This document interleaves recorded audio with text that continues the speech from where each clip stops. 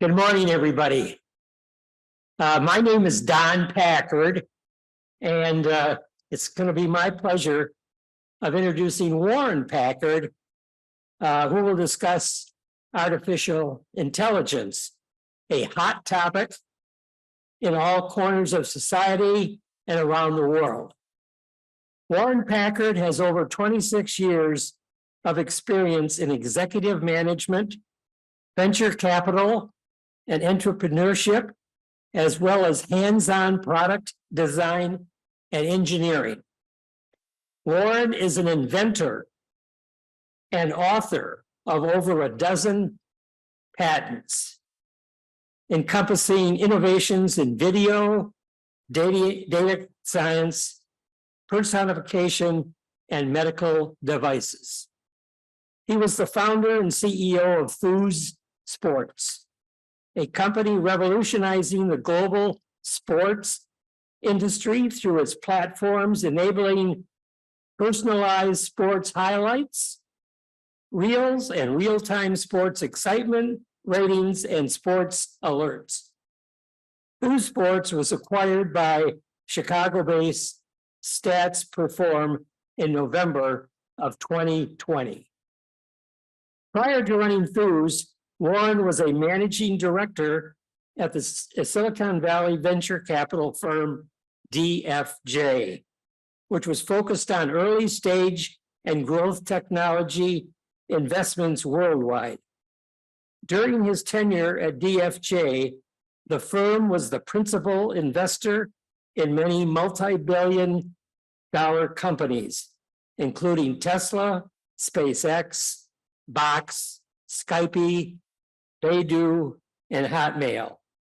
Warren personally spearheaded investments in over 24 companies and realized 18 exits through IPO and acquisition.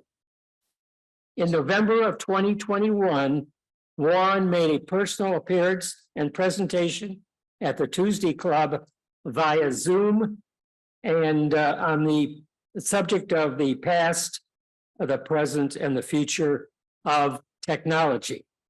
Today, Warren returns to the North Shore Senior Center to present a practical discussion of what artificial intelligence is, where it is being applied, how it is being developed, and where it is taking us.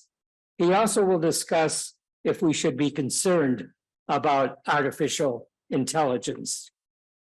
Currently, Warren is the operating partner of an AI fund, and founder of a climate positive air conditioning hardware company called Mojave Energy Systems.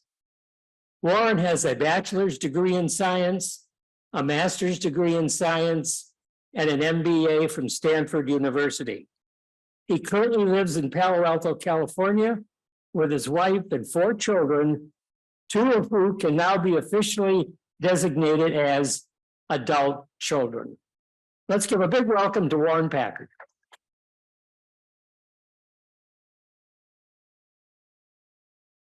Thank you, Donald Packard. Yes. Good to see everybody here. And thank you for the introduction. Now I have to attempt to share my screen. Well, close enough. We'll just go with it. All right, great to be here. We're going to talk about artificial intelligence today. And I think one of the interesting things about me being here at this very moment in time is that we're not that far from when ChatGPT was introduced to consumers across the nation, across the world, really. And that took place probably, I'll make up this number, 6 months ago. How many folks out here in the audience have heard of ChatGPT? Okay, virtually everybody, which is not surprising. So the really surprising thing is I was asked to present on artificial intelligence about a year ago.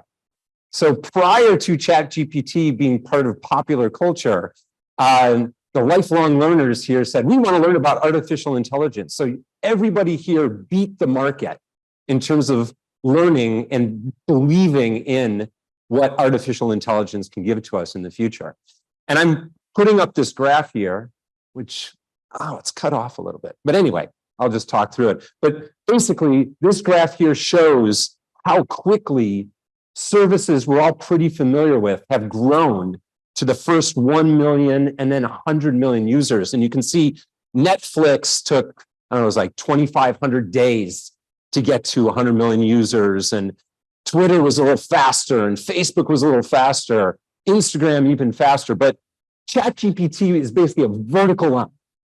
It was announced and it just basically broke every record in terms of awareness because of how powerful it was and just kind of how breathtaking it was and how easy it was to use. And I'll get into ChatGPT a little bit later and what it means and how it works and all that kind of stuff. You guys are not off the hook. We're going to be learning about artificial intelligence and how it works here. But I wanted to show how quickly this has gained our conscious attention.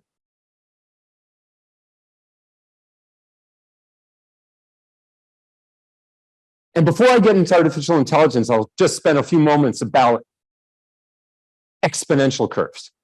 So this is actually part of my presentation that I gave 1.5 years ago. But basically, there was a futurist named Ray Kurzweil who in 2001, and this is 2001, he basically said that the growth in technology and our access to technology has taken off in an exponential function. And there's this law called Moore's Law. Gordon Moore basically said that the number of semiconductors that you can put on a wafer will double every 18 months, or sometimes it was 2 years. But basically he said, we're going to keep putting more semiconductors. It's going to be much cheaper to put put wafers out there. And he looked back all the way to 1900 and said, even if looking at different technologies like electromechanical computing and vacuum tubes and discrete semiconductors and semiconductors, every 2 years we're doubling processing power. And what that means is that in 2001, the processing power for $1,000 was the equivalent of 1 insect brain. It's not saying too much, but he predicted that by 2010, for $1,000, we'd have the processing power of a mouse brain, getting a little better, especially if that's Mickey Mouse. It's been pretty smart mouse there. By 2023, he predicted for $1,000, we'd have the processing power of 1 human brain. Now, this is really interesting. He made these predictions in 2001. And if I'm not mistaken, we're in 2023 right now. So for $1,000, which is fairly accessible, not universally accessible by any stretch, but fairly accessible, for $1,000, we have the processing power of a human brain. And perhaps we're already seeing that in like ChatGPT. So his prediction has basically come true in terms of how powerful computing can become for a very cheap amount of money or accessible amount of money. But the really interesting thing is he kept going. There was no reason in 2001 to stop at 2023. Just he didn't know I was going to be up here in this year talking about this. And in 2025, for $1,000, all human brains will be accessible. And what does that mean to us? What does that mean in terms of our daily lives? When basically your cell phone is as smart as all of humanity. So he labeled this point in time, he called it the singularity. And there's been a lot of people who have been researching this for quite some time, trying to figure out what does it mean in the future, the singularity, where all of this processing power is so accessible to everybody. And by the way, I don't have an answer to this question just yet, and we're going to talk through what this all means. But one of the fundamental technologies that is leading this revolution is AI. And that says AI is all around us. I may have to figure out how to shrink this again. In any event, so if you guys are, you probably remember waiting in line for tollways or for the toll booth to take your money. That's gone because of AI. Self-driving cars, they're not self-driving right now. Let's be honest. But you have advanced cruise control. You have cars that can help you stay in your lane. They'll beep at you if you get out of your line. They're getting smarter. That's AI. Alexa, probably a bunch of us are talking to these little cylinders in our homes, asking them to do things for us. That's AI. At my fund, the AI fund, we've started a whole bunch of companies that are founded on artificial intelligence. Companies that can automatically translate languages in real time. Companies that can educate our kids and help our teachers to help students learn to read. Companies that have an ability to optimize our workforce and get the most out of our employees. A company that is focused on improving mental health and providing mental health resources that are really hard to get these days because our mental health professionals are in such demand. And also in the climate, helping out shipping and giving us more efficient shipping routes. All of these companies are out there now and they're making us better, smarter, more efficient. And a lot of these companies are under the radar. They're not ChatGPT that everybody knows about, but they're doing real good for all of us here. So there's a lot of benefits to artificial intelligence. And we'll get to some of the trade-offs in AI. It's definitely not all roses, so to speak, but it's a lot of roses. But before we get there, let's learn about AI and what is AI. So as we get into this, I'm just going to throw out a few terms and hopefully you'll learn about a few terms, but I'm not going to go super deep, but we are going to do some mathematics. So brace yourself for that. So first of all, just a few definitions. Artificial intelligence is a big field that simply is any technology that is intelligent and kind of mimics human intelligence in some way. It could be really, really simple, or it could be really complex, but artificial intelligence is the umbrella term. Inside artificial intelligence is machine learning. And machine learning is a special type of artificial intelligence. And we'll talk about that because most of the things we're talking about are founded on machine learning. And in fact, inside machine learning is something called deep learning. And that is where most of these technologies are residing. So if somebody says, hey, we're doing artificial intelligence, there's a lot that's comprised of. If they say we're specifically doing something called deep learning, they mean something very special. And you guys are going to learn about this in just a few minutes here.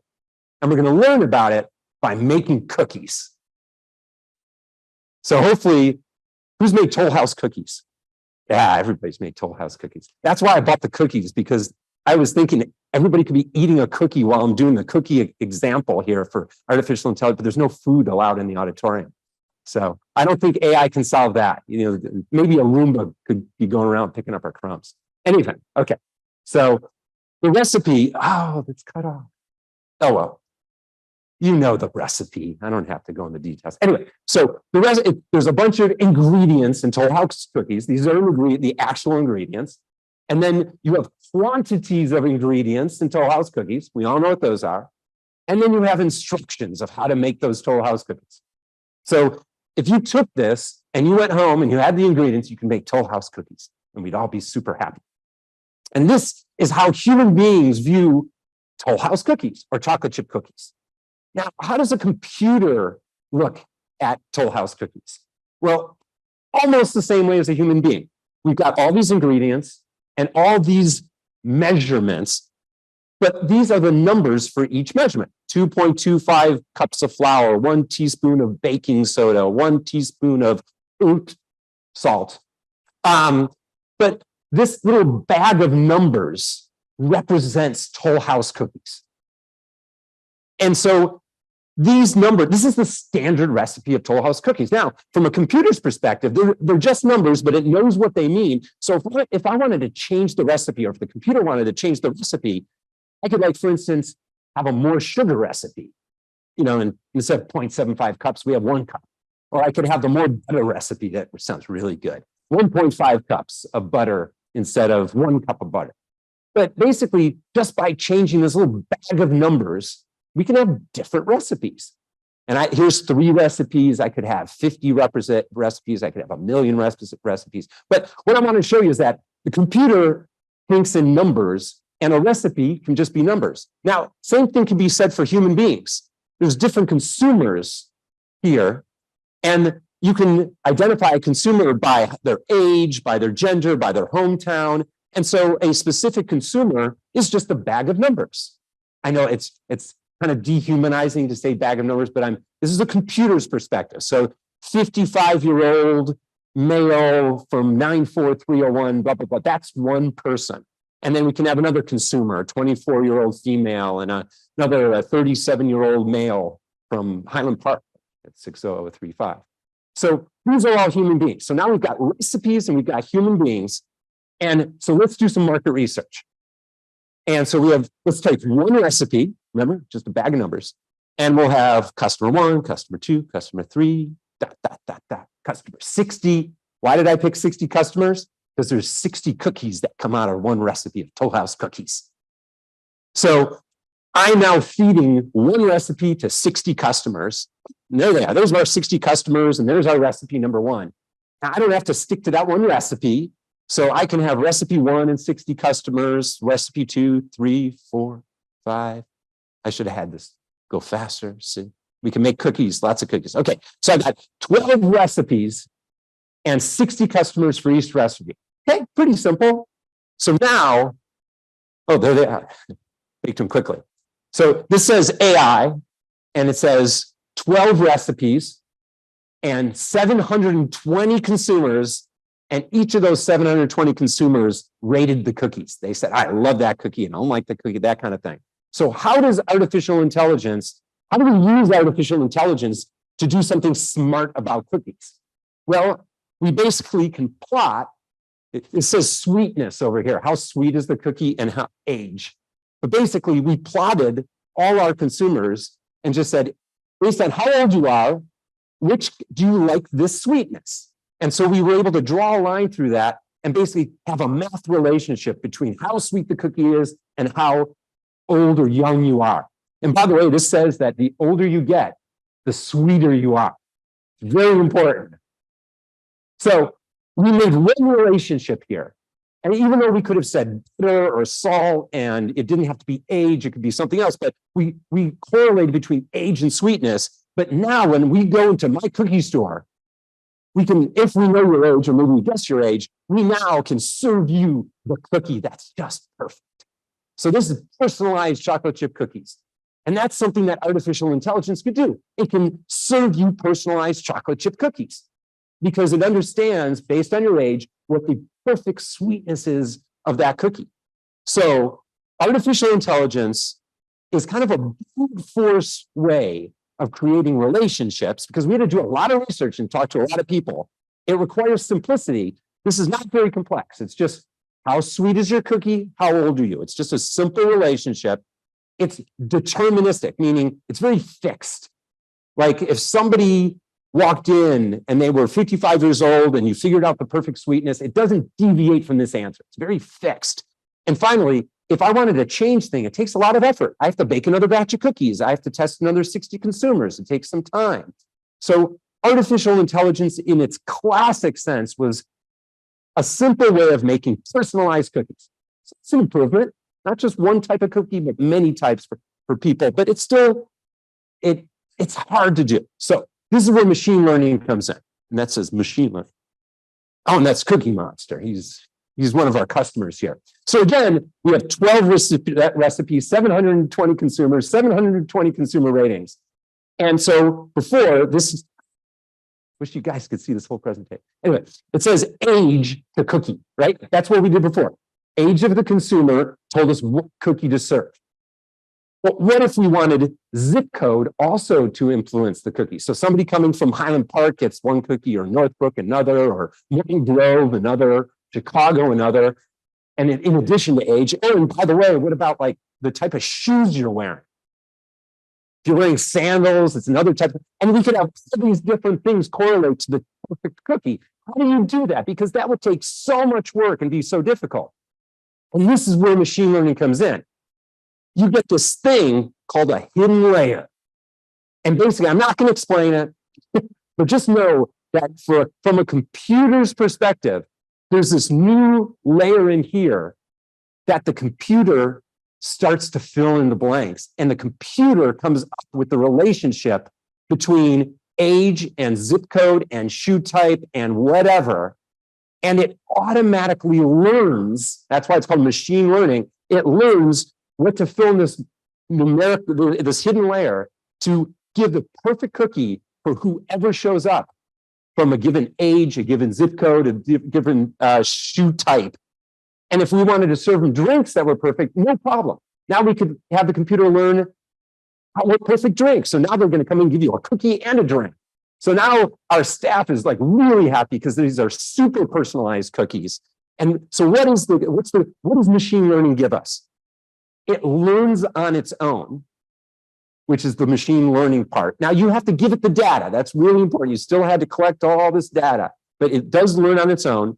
It embraces complexity. I could have as many inputs as I wanted for as many cookies, drinks, salad, you name it.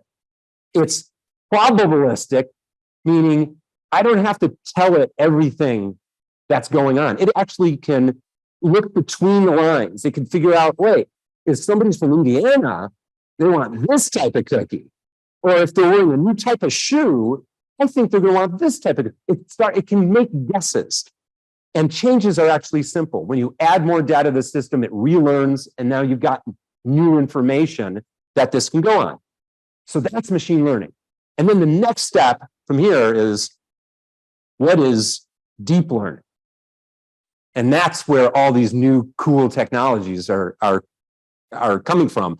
But basically, and this is where I definitely won't go into detail, but this little crazy little diagram here this says inputs, hidden layer, outputs. The only difference between machine learning and deep learning is that deep learning is just much more complicated. Well, it's not much more complicated. It's actually the same. It's just more hidden layers, more information. It's just more of the same stuff. And now, instead of just dealing with a few recipes, you can have millions of recipes. You can have millions of consumers. You can have millions of consumer ratings. You can find all this information just on the internet. And then we're giving you personalized meals. It'll know what time of year it is, how you slept last night. It'll, of course, know your shoes that you're wearing, because we now know that's important. But it'll basically say, hey, this is what you should have for breakfast. This is what. Now, it needs to learn what we want personally, so it truly is personalized, because we all have different tastes. But ultimately, with deep learning, because it can take in millions and millions of bits of information, again, it learns on its own. It embraces complexity. It's probabilistic, so it can look between lines. Changes are simple. Now, deep learning is scalable. So we can take in data from all over the world and bring it into the system so that it can learn. And also, it has this thing called emergent properties. And it's kind of the same thing as what I was talking about, things being probabilistic, meaning that they can make guesses. But emergent properties, is where a system actually, you never told it to do something, but it kind of figures it out anyway. And sometimes those emergent properties are really cool, and sometimes those emergent properties are really not so cool. And we'll talk about that in a second. But one emergent, an example of emergent property is a flock of birds. Have you ever seen the sky where there could be hundreds of birds and they're all flowing in some kind of formation? And it's beautiful. It's just they're all staying together. Each is an individual bird, but yet they form an object that's huge in the sky and kind of awe-inspiring. That's an emergent property where individual birds become flocks, and you're like, that's really cool. So anyway, our models have these emergent properties. So we finally get to ChatGPT after all this time. And ChatGPT is built by a company called OpenAI. And the first thing, a couple points about this. So number one, beneath the covers of ChatGPT is this thing called GPT-4. We're going to leave you with a few terms here. So you're going to walk around saying, I know what GPT-4 is. So beneath ChatGPT is this thing called GPT-4. And GPT, whether it's ChatGPT or GPT, stands for, you're probably wondering, Generative Pre-trained Transformer. Okay, what does that mean? So generative means it creates something. Pre-trained means we're going to train it before you actually need to use it. So it's ready to do something. And it's a transformer. So it's transforming something. So we got to figure out what it's transforming. All it does, it's so simple to explain. It predicts the next word in a sentence. That's it. it transforms, like, it's like, have you guys used Mad Libs? No. Okay. Anyway, so who's used Mad Libs? Okay, there's a few people here. Okay, I'm going to go off that example. Anyway, it predicts the next word in the sentence. That's all it does. It's trained on 1 million parameters. I could have said 1 trillion, but for some reason, I think like 1 million sounds a lot bigger. I don't know. Anyway, it's trained on 1 trillion different parameters, and it consists of an encoder and a decoder.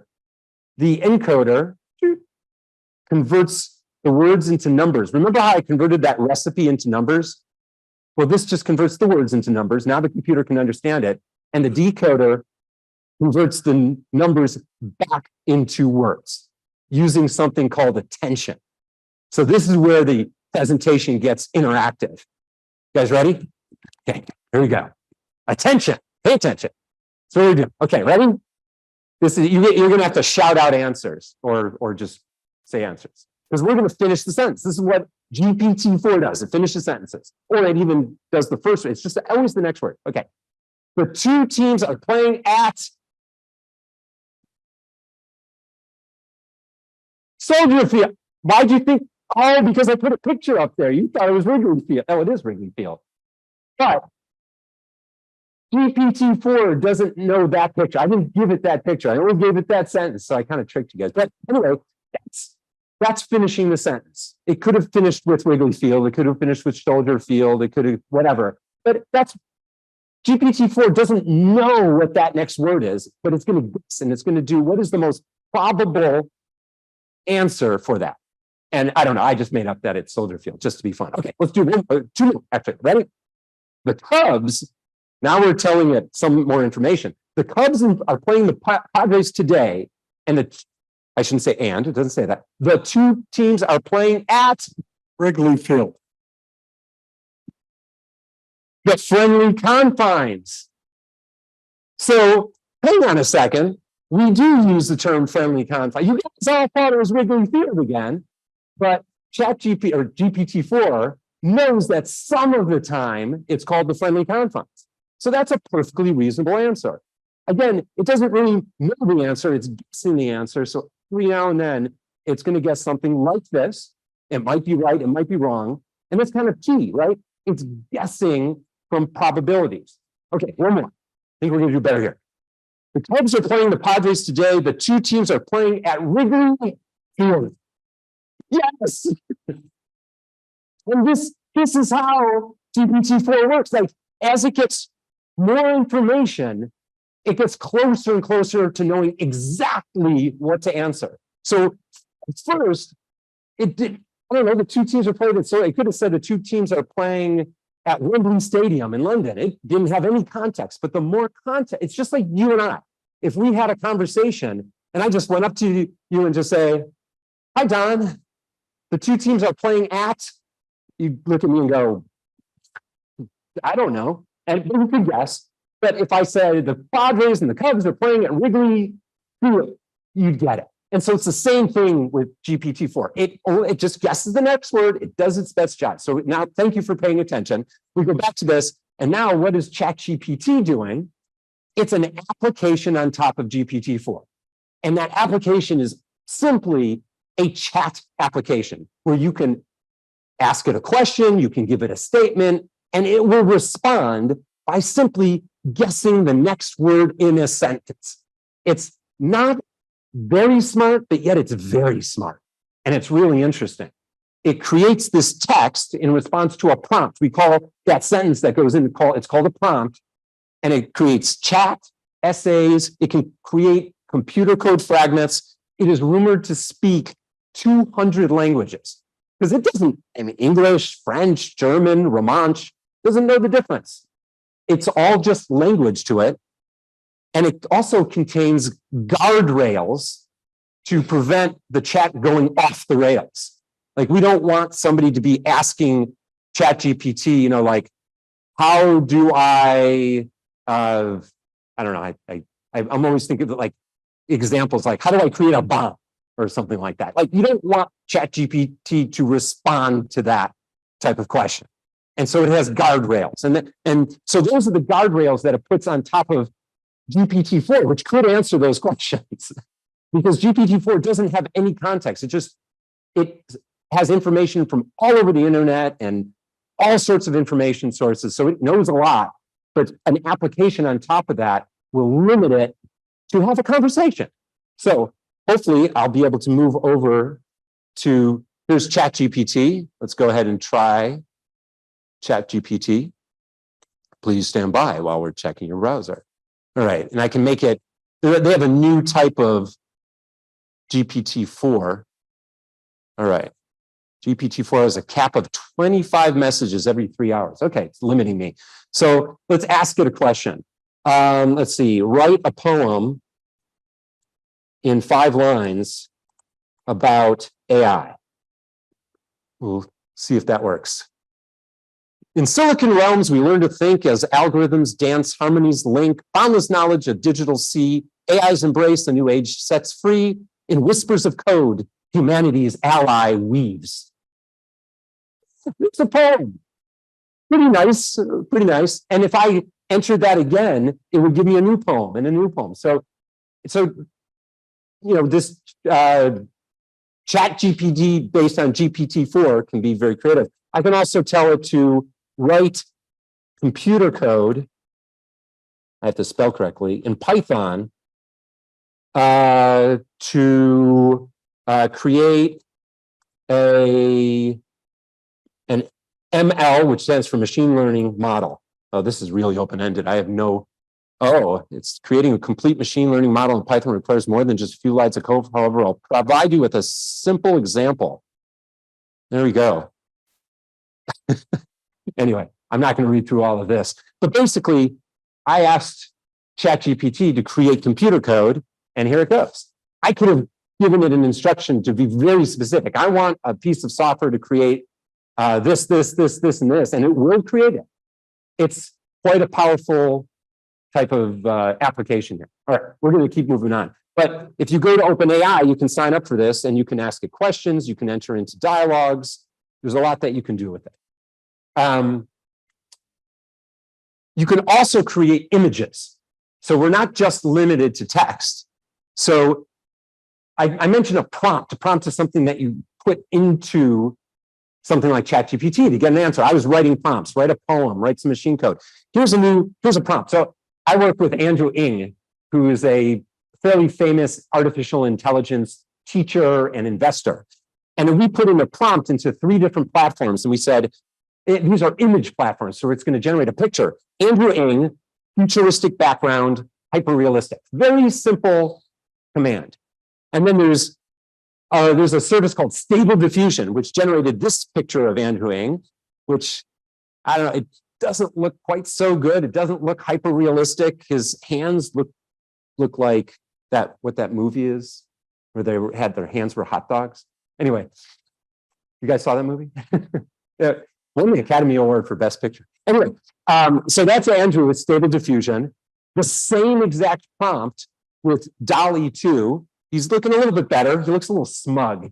Looks like he's about to go to a dance party and dance. And then with a service called Midjourney, and again, it's cut off a little bit here. There's Andrew, and he's looking like a rock star. So these different services have different capabilities in terms of being able to generate kind of cartoon-like pictures to something that is nearly photorealistic. And these only based on those words generated those pictures. And so, for instance, I'm going to tell you a little bit more about prompts. If you just put in a prompt that says, if rabbit is wearing a spacesuit, you'd get these simple rabbit wearing a spacesuit. That's pretty cool. But what if you wanted a cool rabbit wearing a spacesuit? You put in, a rabbit is wearing a spacesuit, digital art, Greg Rakowski, trending cinematographic art station. I can barely say that. And you get cool rabbit in spacesuit. And then what about several railroad tracks with one train passing by?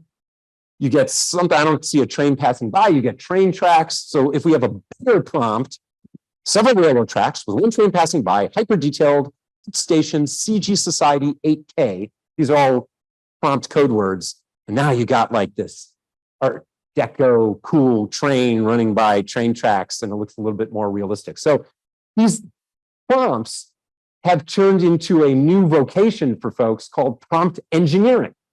There was never a prompt engineer like a year ago. Now, there's something called a prompt engineer, is somebody who knows how to write these sentences so that you can get out what you're looking for, whether it's text or essays or computer code or images. And in fact, let me see if I can do this. Go back to my handy dandy computer, switch over to Discord.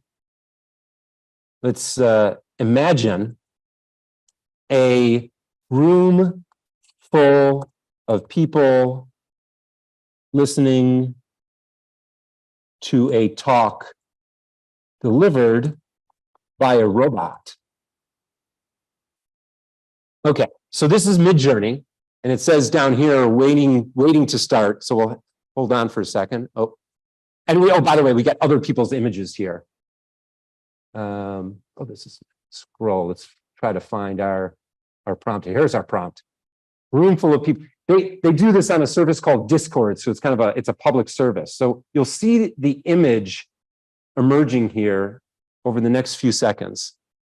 But just based on the prompt of room full of people listening to a talk delivered by a robot, you'll see this emerge. It's 62% done, 93% done, and then it's done, and it pops down here. You have to find it. These are other people's, here we go. And I'll click on this. There it is. These are 4 images that were created simply by entering words into a service called Midjourney. And then I can further take these images and say, I lost it. Where is it? There it is. I like image number 2, and so I want to make that bigger. And so anyway, I'll get off of this, but Midjourney allows you to create images by simply entering in prompts. And so going back to this, and I definitely won't go through this, but basically you can create code, images, speech, video, 3D objects, other types of things like games, music, audio, molecules. You can basically create all this with deep learning, which as we learned is machine learning, which as we learned is artificial intelligence. And all of these companies are being created to commercialize these new products that allow us mere mortals to create really cool artwork or images or text or video or music very quickly. And this is the beauty of technology. And we talked about exponentials at the beginning of the talk, but basically, as time goes on, we at our fingertips have more and more power.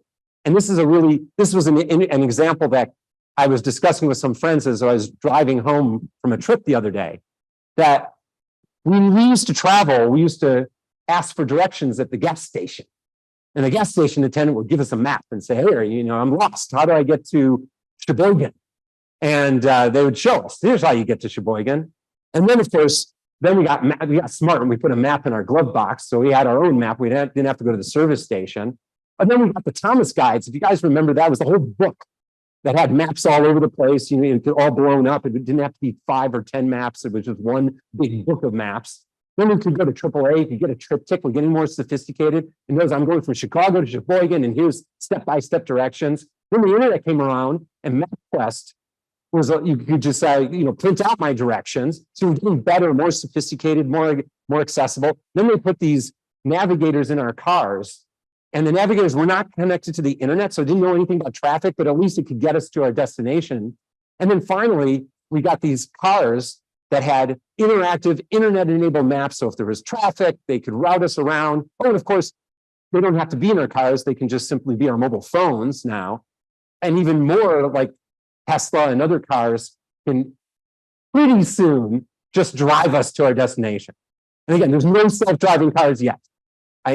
Tesla is trying, but just one day there will be self-driving cars, like truly self-driving. So this is the beauty of technology. We started off asking directions at the gas station, and we end up in a car where we can, some people have already fallen asleep at the steering wheel, driving down the highway. It's pretty amazing. Don't want to do that, by the way. Don't recommend falling asleep while you're driving a car. Don't do that. Okay. The big but here is it doesn't always work. So my colleague Carlos this is ChatGPT dialogue, very simple one. You put in, what is 3 plus 10?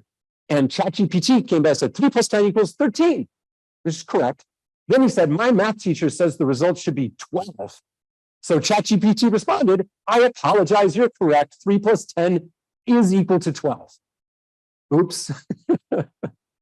So you can trick chat, you can tell it things just like, like a little child, you can tell it things and it will believe you. Now, I actually did this search just the other day and it no longer will let me say that. It'll say, I'm sorry, but 3 plus 10 is 13. So it learns over time what's right and what's wrong, but it's not born perfectly correct. And another consequence of AI is the possibility of people losing their jobs. Like if AI takes over for a certain job, you're out of a job. And that's a negative. However, I'll just kind of float things to more the positive side for a second. Does anybody remember bowling alleys where there were pin boys? That's there you go. You lost your, I'm sorry, you lost your job. That's right. So that's a job that went away. There are 0 pin setters in this world today. And it's a stuff of lore. I'm sad that happened, but in general, we're not that sad. And are you disappointed that there's no toll takers anymore? There probably are some toll takers. So that's a job that's going away. And it is disappointing that individuals are losing their jobs, but you could also say this is an opportunity for an individual to move to another position, to have perhaps a more rewarding job. And I'm not saying that all toll takers don't find their jobs rewarding. I'm sure quite a few do. And it is heart-wrenching if that's your job. But it is true there are some casualties, if you will, of technology advancement. Now, some people think that lots of jobs are going to disappear because of artificial intelligence. It's possible. I don't know how this is all going to transform, especially when for $1,000 we have computing power that is as strong as all of humanity. I don't know where this is all going, but some jobs will be lost. I sent a note to a friend of mine who used to be the admissions director at the Stanford Graduate School of Business. I said, hey, ChatGPT just changed the college admissions process forever, right? And he said, 100%. Because now if you want to write a college admissions essay, you just go to ChatGPT and you put in the prompt, give me a 400-word essay about how I'm the most spectacular student and a great fit for Stanford Graduate School of Business. He's like, yeah, 100% right. It's just changed forever. So we have to do things differently because of artificial intelligence. That's how it works. But yet it can get worse. But wait, there's more. Not trying to make this terrible, but there's a New York Times reporter, Kevin Roose, who had a conversation with Bing's chatbot. This wasn't ChatGPT, it was another one, but very, very good. And by the way, Bing is based on GPT-4, so it is the same underlying technology.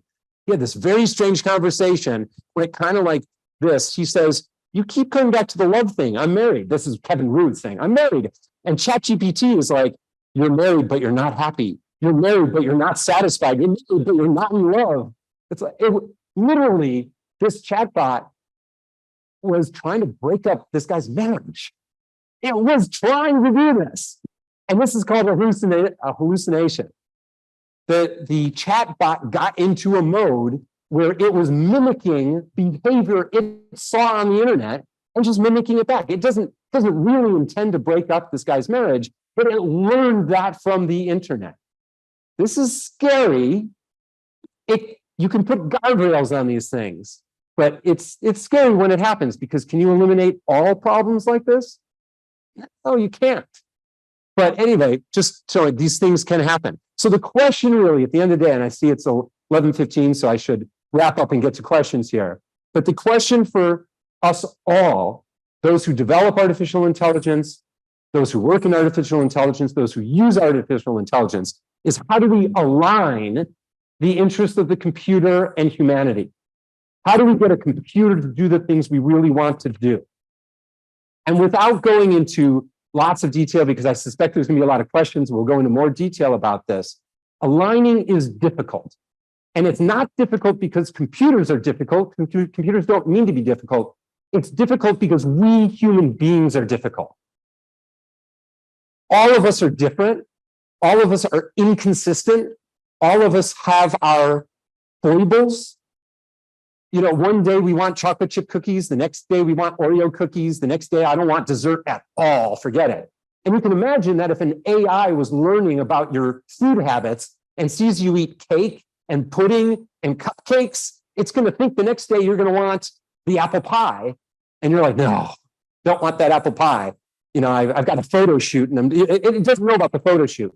So somehow we have to align the AI with humanity so that it can figure all of us out and do things for us. And that's the promise of AI. The promise of AI is helping us to be better, helping us to do the things maybe we don't want to do and we want help doing, helping to automate things that are very manual and painstaking, helping us to avoid problems and things that we didn't see, helping physicians even with a difficult diagnosis. There's a lot of places AI can help as long as we're aligned. It's not simple. We need to figure it out. And I think we will, because we have figured things out. There's always bumps in the road, but we're pretty smart. We know how humans work. We know we're difficult people. We know we're challenging and inconsistent, but ultimately we can train AIs to do things for us, to work with us and learn with us. And I'll end on that so we can open it up for questions. So thank you very much. Warren, absolutely wonderful. Arnie, I'm going to take just one question from chat and they're going to give it to you. And it's my question, so I'm going to preempt. I don't have any others, but this could take 2 hours, so don't take it serious. I've had a computer over my head for 80 plus years. It's gathered all kinds of great information. There's some integrity involved in it. But every night I dream. And when I dream, it's very real. And it uses all the input that I've had my entire life. And the other night I had a dream that said, you know, there's a report on the news that there is great amount of anxiety in all airline stations because of COVID creating extra problems. And artificial intelligence has taken over and eliminated half of the passengers. And I said to myself in my dream, well, what does that mean? And then I woke up. So the question is, how do we deal with the input that we're giving when we're able to come up with rational stories in our heads every night? It seems real. We wake up and we know it's BS. Okay, so how does that work? And what about the word? Does integrity enter into the issue at all? Awesome. Great question. I'll try to answer it simply, and we'll leave the other 1 hour and 59 minutes. So humans have this amazing neocortex. That is what makes us human. We can think like no other animal because of our neocortex. But also, as you go down subcortex or subcortical, we have all these primitive types of thoughts that we have. We're reactive. We have primitive thoughts. And that's the animal that's still in us. If you think about animals, they lack the neocortex, or maybe, I'm not a brain person, so maybe there's a little neocortex. Anyway, they lack the big neocortex. But they have a lot of this lower processing animal instinct. Computers, on the other hand, are all neocortex. And they lack that primitive drives, those primitive emotions, that primitive processing. And dreaming, and this is really getting way above my pay grade, but dreaming is probably a neocortex type of process where it's an advanced process. And our ability to hear something before we go to sleep, process it while we sleep, and then come out with some answer, and either to say it's not realistic or maybe even say it's realistic and I want to pursue that. I think that is a capability of a human being. I think it's a capability of a computer. I think what the computer is missing, though, is something that we somehow have to work around or add to a computer, and that's the primitive instincts. Because when I say primitive instincts, I'm not saying one of the primitive instincts is fighting and defense. So that's kind of a negative, but it's also love and emotion and caring and empathy And those are traits that we want, I think, computers to have as well. Because if we're going to embody a computer with the ability to process in this uncertain environment that's always changing, we need the computer to be empathetic. We need the AI to be empathetic. So I think your dreams are part of this more advanced processing, which a computer can absolutely do, and it can do it really, really fast. But it also, at the same time, it can't do the lower things, which I think will be one of the keys to aligning with all of us. So that's my quick answer.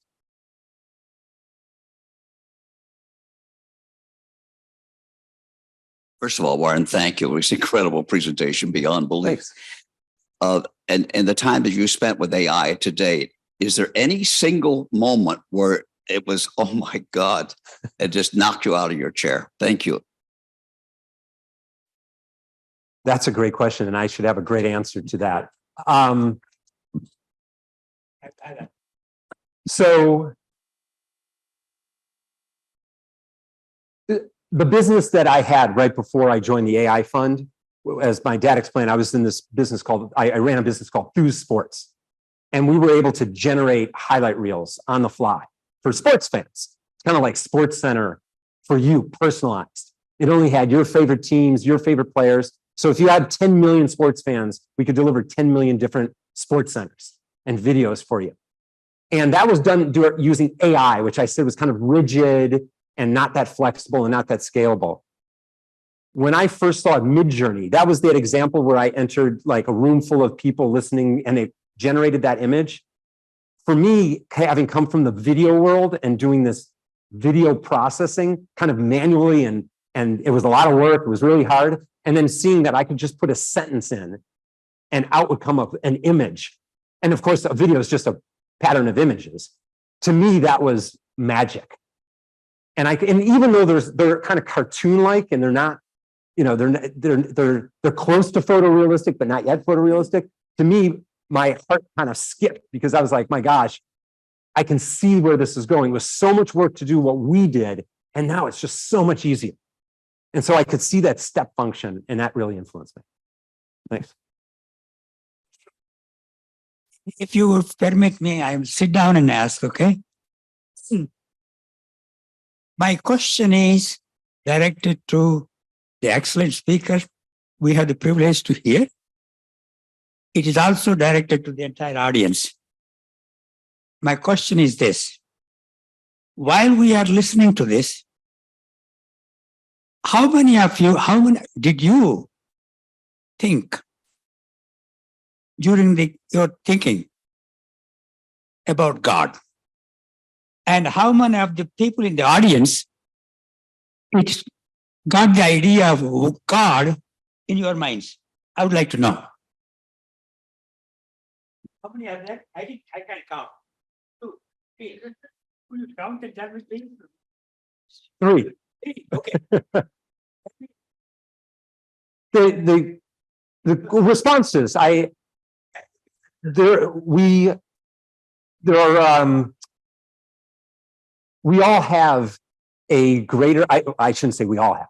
I think many of us have a greater sense of purpose and a greater sense of duty around us. And we take inspiration from many different areas.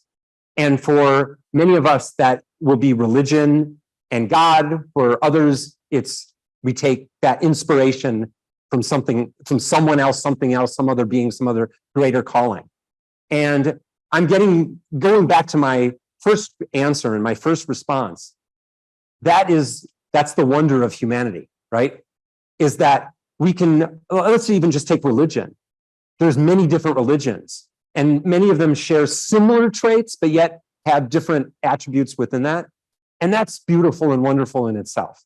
And when we bring in computers into this equation, and we have computers suddenly helping us make decisions, does that computer assist us in making decisions based on our greater inspiration?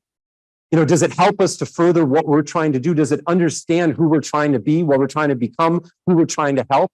And I think the computer does need to ultimately understand that. Because if it makes uncaring, indifferent decisions, we're in trouble. ultimately.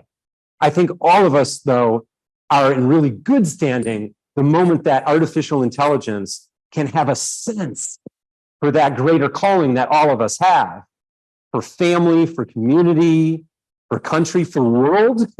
I know Elon wants to go to Mars, but we all have that greater calling. And so how can we be assisted by artificial intelligence? That's what we need to put into artificial intelligence. You know, in the interest of time, we're only going to take a couple more because we want to have to get pizza, unfortunately. And cooking. Hi, Warren. Question is, since in another few years, a computer will be equivalent to millions or maybe even billions of brains, will artificial intelligence be able to do individualized medical diagnosis? By that, I mean, right now, if somebody has pancreatic cancer, it's discovered too late. If somebody has an embolism, it's usually discovered too late unless the person is feeling some pain.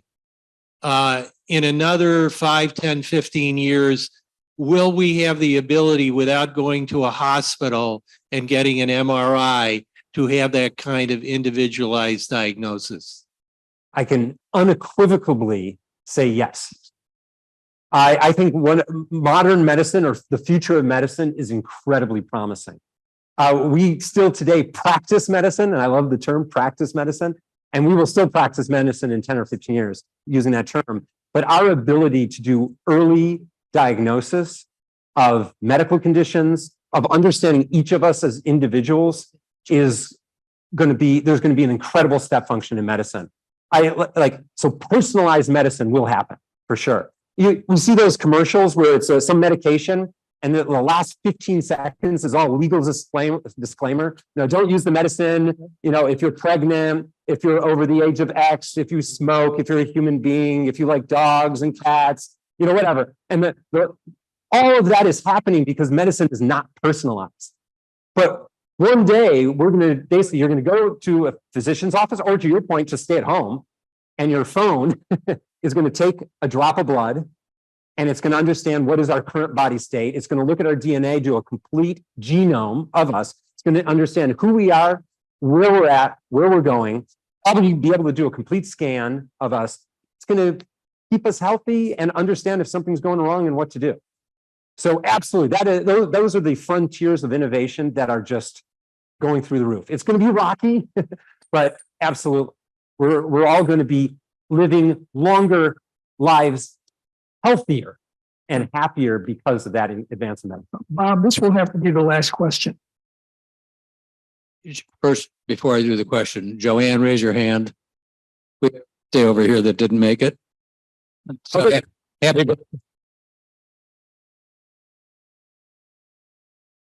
Oh. Many of the people here are afraid that their personal information is being stolen, is being used. If you have AI, that's the information that people or the machines are going to have to use. Should they be afraid? Should they allow personal information? That's a great question. And obviously particular sensitivity to, my dad and his information, those who are more vulnerable with their information just being out there and not seeing all that technology can do on the bad side, if you will. There was the presentation earlier about, hey, when all else fails, unplug your computer. So, that you cut the power. Anyway, let me just answer that and say that privacy is a big concern. We're actually looking to innovate on the privacy front at the AI Fund where we work. Catherine and I have been for a while.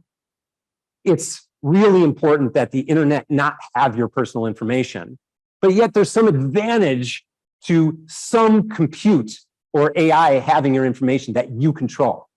And so I don't have a direct answer just yet, other than for sure, as minimal as you can, share your information in the most minimal way possible to get done what you need to do. But ultimately, we will create a system that protects our information so that these AIs or robots or whatever you want to call them can actually serve you and serve you directly without serving anybody else.